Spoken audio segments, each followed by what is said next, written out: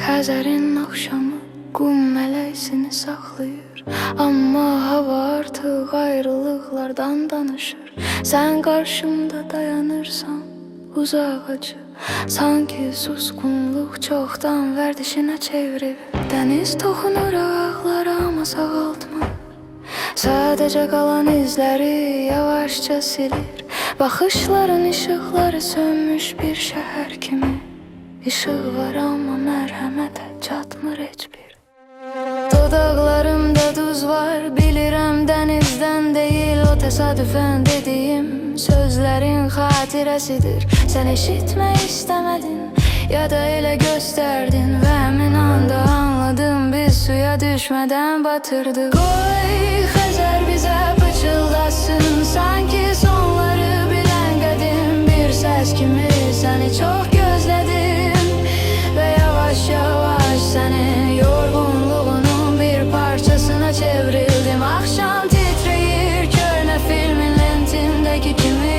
200 yanaşı ola bilmir bir ciddiliklə. Əgər dodaqlarımdakı duz bu qədər tanışdırsa, bu dəniz deyil, göz yaşlarının acılığıdır. Bir addım geri çekildin, sanki sahil daraldı. Sanki dünya bizi sərhədə doğru itələyir. Vacib olan nə vardısa tutup saxlaya bilmədik. Hər şey yavaş-yavaş kül kimi küləyə sovrulur. Gördüyüm əks biz deyilik artıq, yalnız təsadüfən rastlaşan iki yolcu. Xəzər artıq əvvəlki kimi mehriban deyil. O baxır və baxışında ümitsizlik şahidi var. Nəsə demək istəyirsən amma gecdir. Mənim sükutum sənin səsindən də ucadır.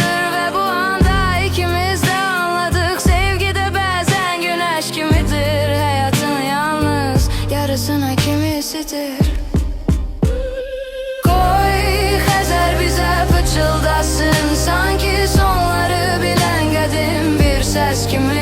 Səni çox gözlədim və yavaş-yavaş sənin yorğunluğunun bir parçasına çevrildim. Axşam titrəyir köhnə filmin lentindəki kimi. 200 yanaşı ola bilmir bir ciddiliklə. Əgər dodaqlarımdakı duz bu qədər tanışdırsa, bu dəniz deyil, göz yaşlarının acılığıdır.